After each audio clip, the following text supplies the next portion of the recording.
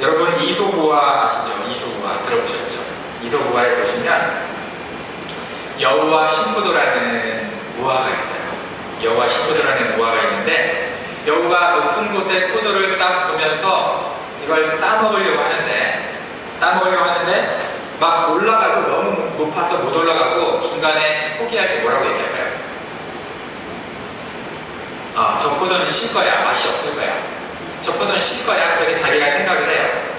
그래서 이제 포기를 하죠. 근데 불굴의 의지로 다른 여우가 올라가가지고 그걸 포도를 하나 딱 따서 입에 넣었는데요. 이 포도가 졸라 쉬어요. 진짜 신 거예요. 졸라 신데 부러운 눈초리로 다른 여우들이 이렇게 막 쳐다볼 거 아니에요. 와 맛있겠다. 부러운 눈초리로 쳐다보는 여우들한테 이 신포도를 먹은 여우가 뭐라고 얘기할까요? 졸라 맛있어 이러는 거예요. 졸라 맛있어. 여러분 사람들은 인생을 살면서 자기가 이루지 못할 것 같으면 핑계를 찾죠. 적당한 핑계를 찾아요. 그런데 또 이룬 게 시원치 않으면 어떻게 해요? 자기도 모르게 거짓말을 해요. 그죠? 그러면서 그 두 가지 핑계와 거짓말로 자기 자신을 보호하게 되어 있는데요. 우리가 일반적으로 되는 핑계는 뭐예요? 나중에 할게. 나중에 내가 하지 뭐. 형편이 되면 하지 뭐. 상황이 되면 하지 뭐. 이렇게 이게 일반적인 핑계고요. 또 자기도 모르게 하는 거짓말은 뭐예요? 내 마음은 그렇지 않았다. 자기 행동은 그랬는데요. 사실 내 마음은 그렇지 않았어. 라고 자기도 모르게 거짓말을 하는 거죠. 여러분 우리가 머릿속으로 시뮬레이션을 돌린다고 하잖아요. 그리고 삶의 실천이 없잖아요. 이거는 우리보다 누가 더 잘하냐면 AI가 더 잘해요. AI는 우리보다 훨씬 더 시뮬레이션을 몇천 번이나 돌릴 수 있어요. 그건 우리보다 AI가 인공지능이 더 잘하죠. 우리의 삶 가운데 우리가 실천이 없으면 우리가 정말 어떻게 살아가야 하는지에 우리의 삶의 실천이 없잖아요. 그러면은 우리는 항상 우리 자신에게 핑계를 대거나 우리 자신에게 거짓말을 하게 되어 있어요. 그러면 우리가 정말 중요하게 생각하고 우리가 정말 우리 우선순위를 두고 사는 게 무엇인지 알고 싶잖아요. 그러면 어떻게 알아보면 되냐면요. 내 돈과 내 시간이 어디에 투자되고 있는지를 살펴보면 알아요. 내가 내 돈하고 내 시간을 어디에 투자하고 있느냐. 그게 사실은 바로 리얼리 진짜 나예요. 그게 우리가 가장 중요하게 생각하는 거죠. 그래서 이런 말이 있어요. 얼마나 희생하느냐가 내가 얼마나 사랑하느냐를 보여주는 것이다. 내가 얼마나 희생하고 있느냐가 얼마나 사랑하느냐를 보여주는 거죠. 여러분 그 기독교 하면 뭐가 떠오르세요? 보통 기독교 하면 십자가가 떠오르죠. 그죠? 십자가 떠올라요. 여러분 갈보리 산 위에 골고다라고도 하고요. 갈보리라고 하는 그 산 위에 십자가가 3개가 딱 있었어요. 십자가 3개가 있었는데 이 3개 중에 누가 예수님이에요? 십자가 3개 중에 누가 예수님이에요? 가운데겠죠. 그죠? 가운데겠죠? 그런데 좀 불경스럽지만 이렇게 우리가 얘기를 해볼게요. 십자가를 야바위군이 바꾸듯이 십자가를 이제 돌렸어요. 십자가를 막 섞었어요. 십자가를 섞었어. 자 그러면 이 3개 중에 누가 예수님이죠? 가운데가 여전히 섞었어. 누가 예수님인가요? 십자가죠. 3개의 십자가죠. 부활하신 분이 예수님이죠.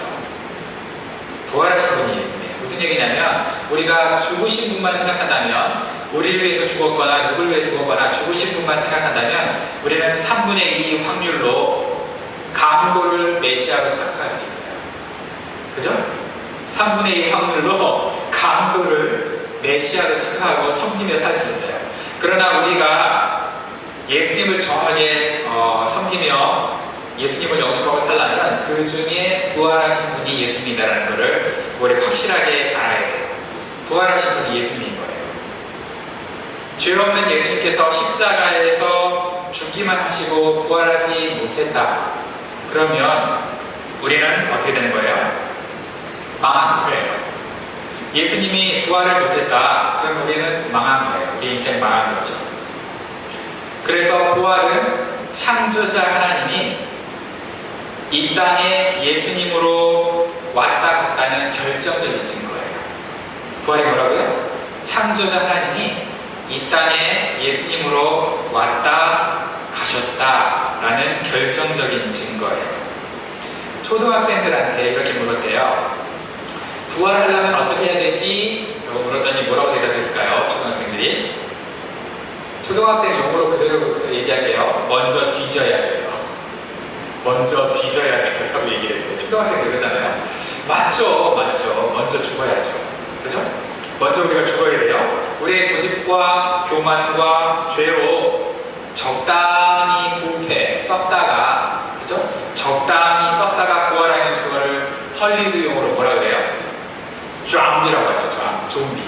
그죠? 그건 좀비의 부활이 아니고, 부활이 아니고 좀비죠. 완전히 죽고 예수님으로, 내가 완전히 십자가 안에서 죽고 예수님으로 다시 살아야 부활하는 거죠. 예수님의 부활에 관한 증거는 되게 많지만, 그냥 큰 카테고리로 우리가 모으면은요, 대략 세 가지예요. 예수님의 부활에 대한 증거는 대략 세 가지인데, 첫 번째는 빈 무덤, 두 번째는 수많은 일치된 기록들, 성경을 포함한 일치된 기록들, 세 번째는 제자들의 변화된 삶이에요. 빈 무덤은 당연히 여러분이 아시는 것처럼 다른 성인들은 어떻게 돼 있어요? 무덤을 어떻게 막 꽃으로 치장하고 막 엄청나게 무덤을 가지고 효과적으로 광고하려고 무덤을 이렇게 아름답게 만들죠. 그죠? 근데 예수님의 빈 무덤은 그럴 수가 없어요. 왜냐면 안에 시체가 없기 때문에. 다른 성인들은 시체가 있으니까 그렇게라도 하는데 예수님의 무덤은 비었기 때문에 그렇게 꾸밀 수가 없죠. 그리고 또 겁장이했던 제자들이 예수님의 부활을 보지 않고서는 어떻게 그렇게 용감하게 십자가에서 혹은 순교의 장에서 예수님의 부활을 증거하다가 죽을 수 있었을까? 이게 거짓말이었다면, 보지 못했다면 불가능하다는 거죠. 그런데 우리는 이제 그때 당시처럼 빈 무덤을 볼 수 있는 것도 아니고 변화된 제자들의 삶을 우리의 눈으로 본 것도 아니죠. 그럼 이제 우리는 어디에 의존을 해야 돼요? 기록된 문서들에 의존을 해야 되겠죠. 아무래도. 그런데 우리는 어떤 분들은요, 기록된 그 문서에 의존하는 것을 좀 너무 신빙성이 떨어진다라고 생각하는 분들이 가끔 있어요.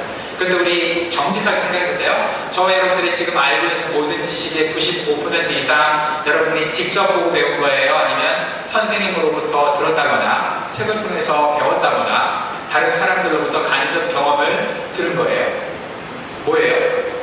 우리가 지금 확신하고 있는 그 신념과 지식조차도 우리가 뜯어놓고 보면 95% 이상 다른 사람을 통해서 우리가 배운 거예요.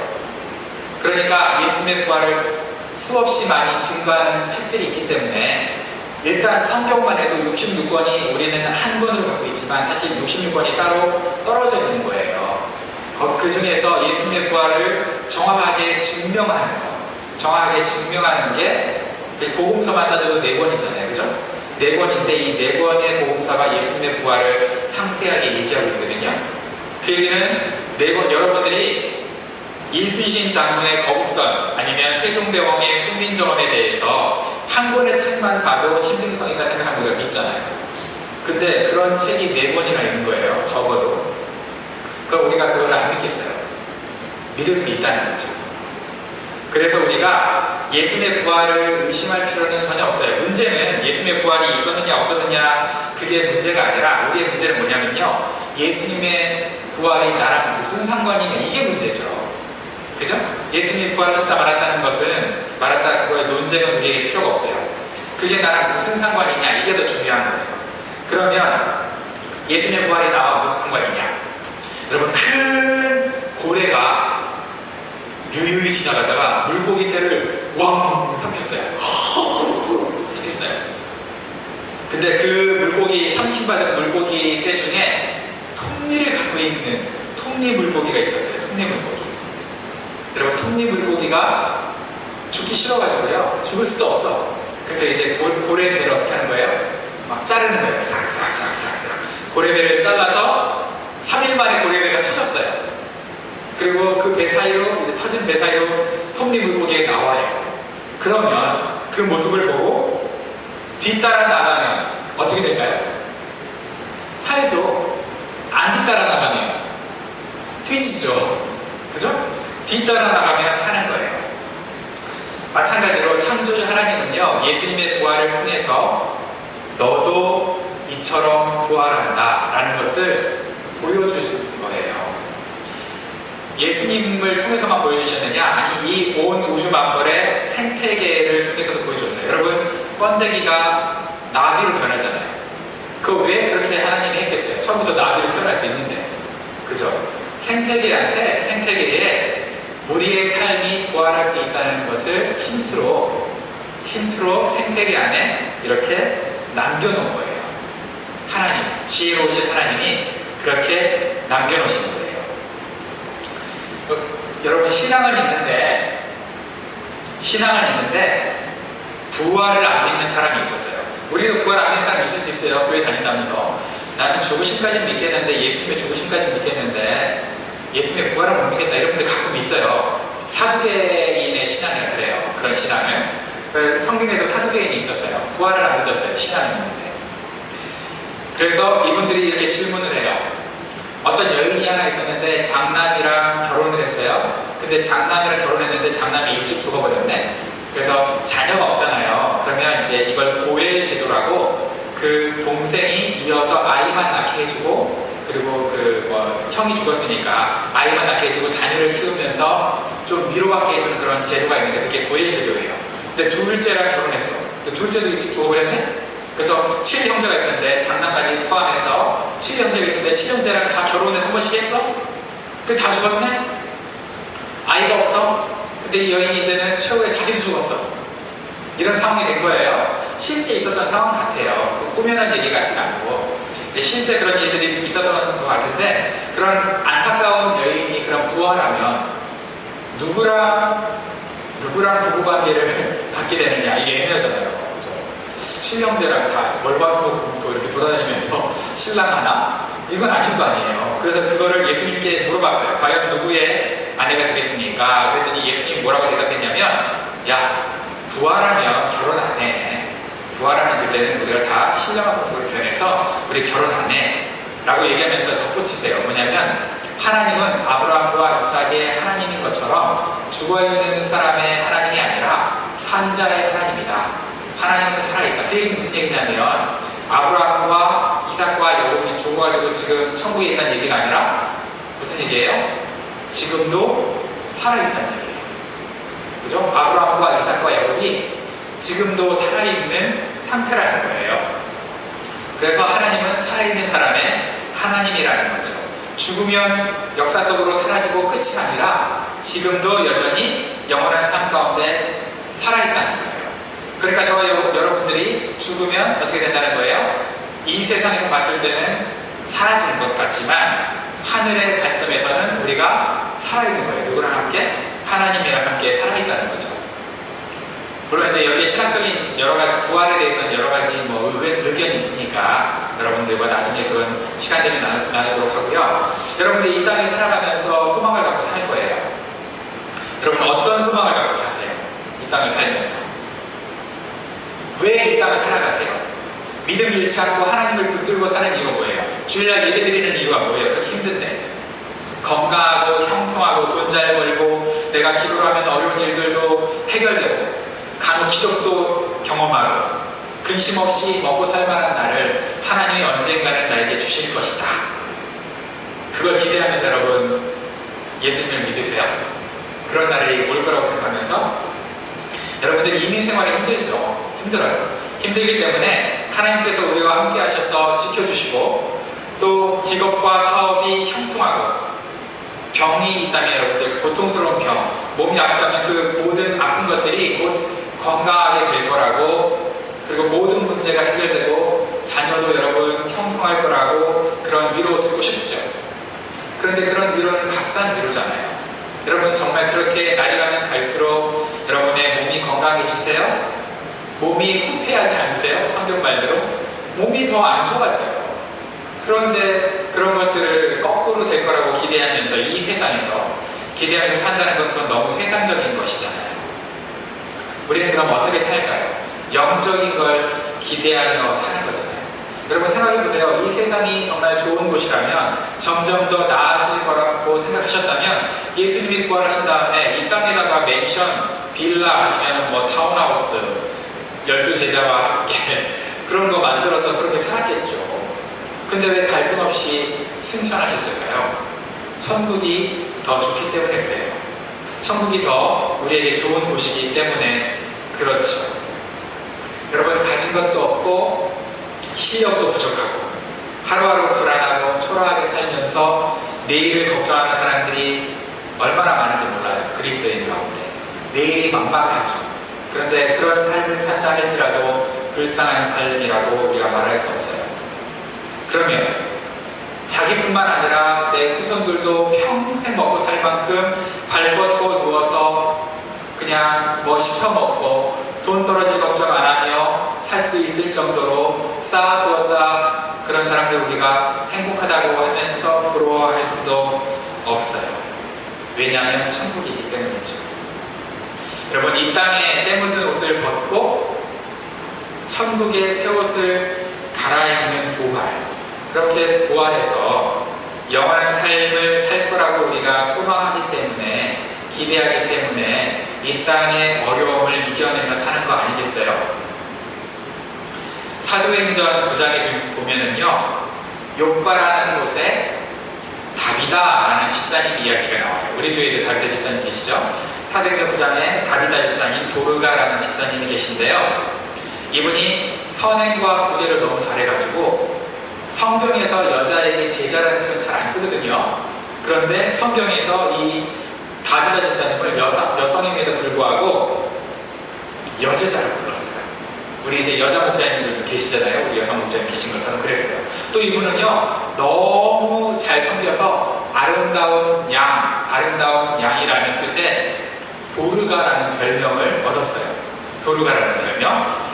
그녀가 병에 걸려서 죽자 과부들이 지어진 옷을 다 모아가지고 베드로 앞에 보여줘요. 그러면서 막 슬퍼했어요. 아, 너무 슬퍼요. 베드로가 그것을 보고서 이제 기도를 하기 시작하죠. 여러분, 도르가가 병에 걸렸다 죽었다고 하니까 여러분들이 오해하는 사람들이 가끔 있어요. 여러분, 이렇게 오해하면 안 돼요. 어떤 이단들은요, 사람들이 병 걸려 죽으면 이상한 것처럼 생각을 해요. 그래서 신령한 사람들은 병에 안 걸린다고 생각해요. 약도 안 먹어요. 그래서 이 또라이들이 있어요. 이거 다 이단이에요. 엘리야 다음으로 위대한 선지자로 볼 수 있는 분이 누구냐면, 선지자 말하는 거예요. 모세 말고. 그런 선지자로 볼 수 있는 분이 엘리야의 누구예요? 제자 엘리사인데요. 여러분, 엘리사가 어떻게 죽었을까요? 병으로 죽었어요. 여러분, 오늘날 암으로 죽지 않았을까 이렇게 생각이 돼요. 엘리사가. 그럼 엘리사는 뭐예요? 엄청나게 쓰임받았는데, 그죠? 어떤 사람들은 신령하면 막 병도 안 걸리고 감기도 안 걸리고 막 이렇게 다 이단이에요. 믿지 마세요. 다비다가 어쨌든 죽었어요. 베드로가 병으로 누워있는 다비다를 보고 사람들을 보니까 너무 치근한 마음이 들어서 이제 기도한 거예요. 막 기도한 다음에 다비다한테 얘기했어요. 다비다야, 일어나라! 그래서 다비다가 일어나서 앉았어요. 대박! 이런 능력이 저에게도 있었으면 좋겠어요. 앉았어요. 그 기적을 본 욥바의 사람들이 난리 났죠. 이제 막 와! 우리 하나님 놀랍다! 막 난리가 났어요. 그리고 잔치하기 시작해요. 그런데 우리가 이쯤에서 항상 얘기하듯이 다비다 입장을 한번 해볼게요. 다비다 입장. 다비다 성경을 보니까 남은 가족들도 없었던 것 같아요. 이제 과부라고 했으니까, 그죠? 그리고 병도 좀 있었던 것 같아요. 지금 병을 죽었다 그랬잖아요. 그래서 온몸이 막 쑤셔. 하루하루 지날수록 하늘 소망 외에는 소망이 없어요. 그런데 뭐 그냥 기도만 하다 죽기, 그러니까 자기의 달란트를 이용해서 옷도 지어서 사람들을 도와줬어요. 그런데 드디어 몸이 가벼워져요. 눈을 딱 떴더니 몸이 가벼워져. 죽은 거죠. 그죠? 가벼워졌어요. 하늘을 딱 보니까 꿈에도 그래도 주님께서 보좌 우편에서 일어서서 서서 두 팔 벌려 기다리고 계세요. 옆에 보니까 천사들이 자기를 받들어서 막 가볍게 막 가고 있어요. 막 쭉 하늘의 빛 가운데 올라가는데 천국문을 딱 들어서려는 순간 천사가 갑자기 길을 막고 이렇게 말해요. 미안한데 다비다야, 우리가 긴급 회의를 했어. 그래서 너를 세상에 다시 돌려보내기로 결정했어. 적당하게 기도해야지 이 자식이. 그래 너 그냥 돌려보내려고 했으니까 너 그냥 도로 가라. 그래서 이름이 도르가예요. 그죠? 도로 가. 그래 도로 가잖아요. 여러분 다시 살아난 도르가가 눈을 뜨자마자 베드로를 보면서 뭐라고 얘기했을까요? 고맙다고 했을까요? 과연? 도르가 입장에서 너무 고마워요 베드로 이랬을까요? 저 같으면 좀 죄송합니다. 저 같으면 이랬을 것 같아요. 야 이 해변의 태양아 네가 베드로냐? 저는 아마 이렇게 얘기했을 거예요. 그죠? 야 이 해변의 태양 좋다 말하네 이럴 거 아니에요. 여러분 우리가 예수님을 믿고 구원을 받자마자 하나님 우리를 천국으로 바로 데려가지 않으시는 이유가 뭘까요? 왜 그러실까요? 사명이 있어서 그렇죠. 우리의 사명이 있어서. 예수님의 부활을 모르는 사람들에게 예수님의 부활을 전하라. 그리고 우리는 어떻게 해요? 부활을 안다고 하는 우리들은 아브라함과 이삭과 야곱의 하나님, 살아계신 그 하나님을 지금 이 땅 가운데 내 인생의 주인으로 모시고 내 인생의 주인답게 대접해드리면서 남은 이 인생을 어떻게 하라는 거예요? 부활을 연습하면서 살아가라는 거죠. 부활을 연습하면서. 여러분 사도행전이 생각했던 것처럼 이 땅의 삶이 그냥 끝이라면, 이 땅의 삶을 살다가 그냥 끝난다면, 그냥 쉽게 말해서 우리 100년 인생이 우리의 삶의 전부라고 생각한다면 당연히 우리는 이기적으로 살아야 돼요. 100년 인생이 짧은 인생이 모든 거라면 이기적으로 살아야 되겠죠. 짧은 인생을 자기가 못해본 거 하면서 살아야 후회 없이 살아야 될 거 아니에요. 그죠? 그래야 되겠죠. 그게 지혜죠. 그래서 세상 사람들은 그렇게 생각해서 그 유명한 버킷리스트가 아직까지도 그렇게 유명한지 모르겠어요. 그렇게 많아 버킷리스트가. 근데 여러분 영원한 나라가 있어요. 그 나라를 위해 준비하는 삶이 지금 이 땅의 100년이에요. 이 땅에 사는 100년이 그 영원한 나라를 위해 준비하는 기회라고 생각한다면, 부활 이후의 삶을 위해서 준비해야 되는 삶으로 이 100년이 우리에게 주어졌다면, 여러분 그 시간을, 이 100년의 시간을 여러분 어떻게 보내실 겁니까? 그냥 100년 끝난다, 이게 끝이다 라고 생각하시겠습니까? 아니면 이게 준비기간이라고 여러분 믿고 여러분 삶을 아름답게 짜임새 있게 여러분 쓰시겠습니까? 여러분의 버킷리스트가 만약에 있다면, 저는 그딴 게 없지만 여러분의 버킷리스트가 만약에 있다면 그 버킷리스트의 목록들은요, 여러분 부활한 다음에 여러분의 인격을 성숙시키고 부활한 다음에 여러분의 모습을 변화시킬 그런 리스트예요? 아니면은 결국 휙 하고 하나님의 불길이 이 세상을 태웠을 때 여러분의 그 버킷리스트에도 그냥 다 썩어 없어져서 불타 없어질 것들입니까? 여러분의 리스트에 남아있는, 거기다 만약에 썼다면 부활을 기대하는 리스트입니까? 세상의 미련을 드러내는 리스트입니까? 세상의 미련, 내가 하지 못한 그 미련, 그게 지금 여러분 적혀 있습니까? 아니면 하늘 소망이 여러분에게 적혀 있습니까? 여러분 천국의 삶은 제 믿음대로라면 따로 하지 않을 거예요. 무조건 찬양하고 예배만 하겠어요. 그게 중요하니까 이렇게 써져 있겠지, 그것만 있겠어요. 저는 흥미진진할 거라고 생각해요. 천국의 삶이 굉장히 흥미진진할 거예요. 여기에 있는 것보다 더 흥미진진할 것 같아요. 저는 죄 빼고는 다 있을 것 같아요. 산책, 그런 거 다 있을 것 같아요. 하이킹, 모터사이클, 뭐 이런 거 다 있을 것 같아요. 자동차 경주, 저는 다 있을 것 같아요. 그게 있어야만 해요. 왜? 나는 못 해보니까 지금 여기서. 천국에서 나는 해보고 싶으니까 다 있을 것 같아요. 죄 빼고는 다 있을 것 같아요. 그래서 저는 플랜이 있어요. 한 100년 정도는 제가 한 20, 30년 축구 연습을 해가지고 축구 선수로 살 거예요. 프로축구 선수. 메시 저리 가라 이러면서, 그죠? 호날두 저리 가라 이러면서 할 거예요. 그 다음에 한 100년 정도는 또 농구 선수. 키도 좀 커지는지 모르겠는데 100년 정도는 농구 연습을 해가지고 농구 선수를 할 거예요. 그리고 제가 진짜 해보고 싶은 게 있어요. 한 200년 정도는요, 저는 모건이 되고 싶어요. 모건이 되고 싶은데 어떤 모건이냐? 생판 개날라리는 모건. 이런 모건이 되고 싶어요. 그래서 우리 목자님들한테 추천을 받을 거예요. 가장 말 안 들었던 모건이 누구냐? 그래서 그 말 안 목장으로 세우는 거예요. 그리고 제가 그쪽 그 목장에 목원으로 들어가는 거예요. 와, 우리 이제 목원들 큰일 났다, 그죠? 그래서 그 목원으로 제가 들어가지고 매주 금요일마다 목장 모임 때마다 뭐 하는 거예요? 그 목자의 속을 뒤집는 거예요. 목장 모임 때마다 뒤집고요, 속을 썩인 다음에요, 그 다음에 생쇼를 하는 거예요. 그렇게만 할 게 아니에요. 주중에는요, 저는 카톡도 씹을 거예요. 카톡 씹고 목장 모임도 지각하고 완전 삐뚤어집니다. 완전 삐뚤어질 거예요. 200년 동안 그럴 거예요. 물론 이제 평소에는 우리 주님과도 대화하고요, 그 다음에 신앙 선조들 만나서 대화도 하고 간증도 듣고 내 간증도 하고 질문도 하고 궁금할 같은 거 많이 있을 거 아니에요? 그렇게 행복한 시간들을 보내겠죠. 그러나 이제 금요일날 그 8시 목장 모이면은요, 완전 저는 섹슈할 거예요.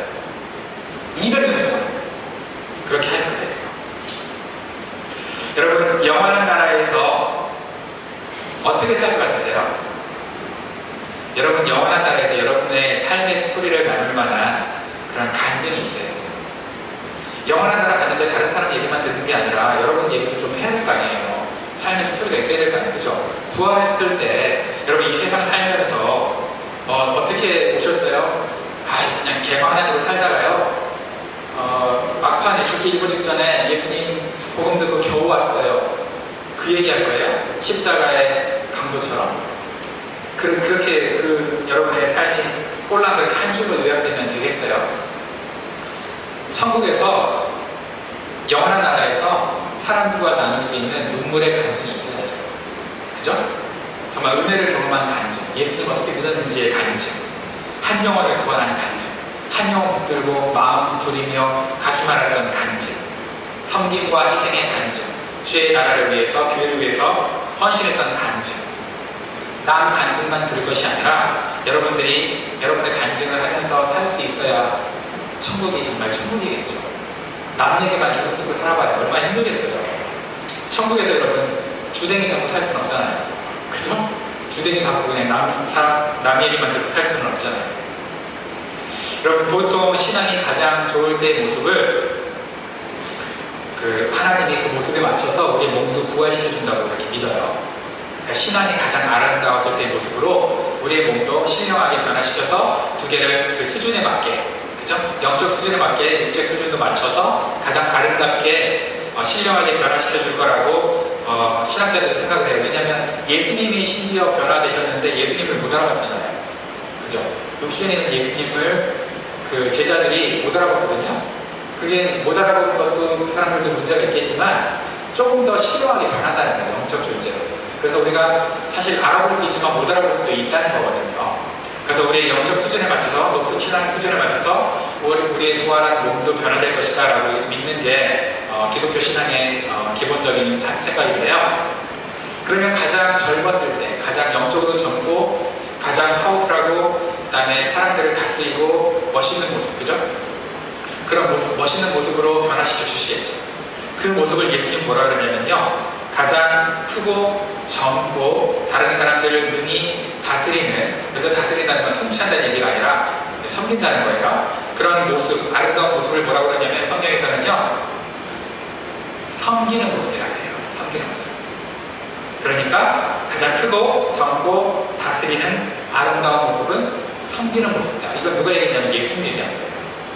우리가 가장 아름답게 섬길 때 그 모습이 가장 빛나는 모습이고요, 그 모습에 맞춰서 우리의 몸이 부활할 거라는 거죠.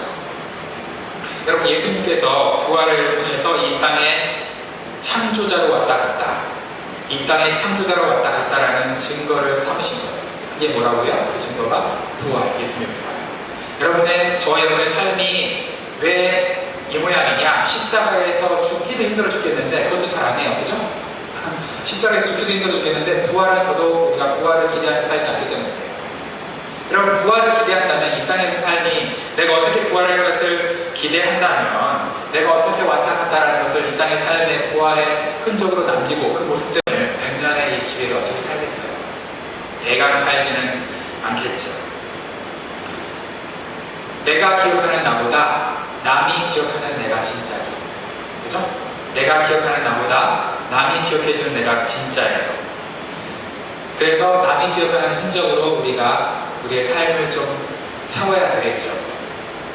그래야 내가 기억하는 나는 핑계와 거짓말로 생각될 수 있습니다. 그냥 핑계와 거짓말로 꽉 차 있을 수 있어요. 그러나 남이 기억하는 나는, 남이 기억해주는 나는 진실할 수 있겠죠. 그게 정말 진짜 모습이겠죠. 그래서 데미안 신부님이라는 분이 있어요. 그분은 세상 사람들이 어떻게 기억을 했냐면요, 그가 이 땅에 올 때 예수를 안다고 고백하는 사람은 단 한 명도 없었지만, 그가 이 땅에 올 때에 예수를 안다고 고백하는 사람은 단 한 명도 없었지만, 그가 이 세상을 떠날 때는 예수를 모른다고 부인하는 사람이 단 한 명도 없었다. 그가 이 세상을 떠날 때는 예수님을 부인한다고 고백하는 사람이 단 한 명도 없었다라는 거예요. 여러분, 오늘이 우리 남은 인생의 첫날이라는 말이 있어요. 아름답게 살아가자는 얘기겠죠. 최선을 다해서 새롭게 살아가자는 얘기겠죠. 그런데 우리 오늘이 인생의 마지막 날이라는 말도 있어요. 그 얘기는 무슨 얘기예요? 최선을 다해서 가장 값진 의미 있는 일을 하고 살라는 거죠. 그리고 그 값지고 의미 있는 일이 뭐예요? 부활을 준비하는 삶이에요. 여러분, 어떻게 부활을 준비하고 있습니까? 저와 여러분 반드시 부활합니다. 부활을 연습하는 날이 오늘 하루예요. 어떻게 살 겁니까? 십자가에서 반드시 저와 여러분들이 죽어야 돼요. 완벽하게 죽어야 돼요. 그리고 예수님이 부활했던 것처럼 예수님 부활하셨어요. 우리도 반드시 부활해요. 부활을 준비하며 살아야 돼요. 부활을 준비하며 살지 않으면 우리의 인생은 낭비될 겁니다. 똑같이. 바라기는 우리 예담교회 모든 식구들, 우리 반드시 부활한다. 저와 여러분 부활합니다. 반드시 부활합니다. 그 부활의 모습으로 이 세상을 준비하면서 살아가는 그런 지혜로운 사람들이 되기를 주님의 이름으로 축원합니다.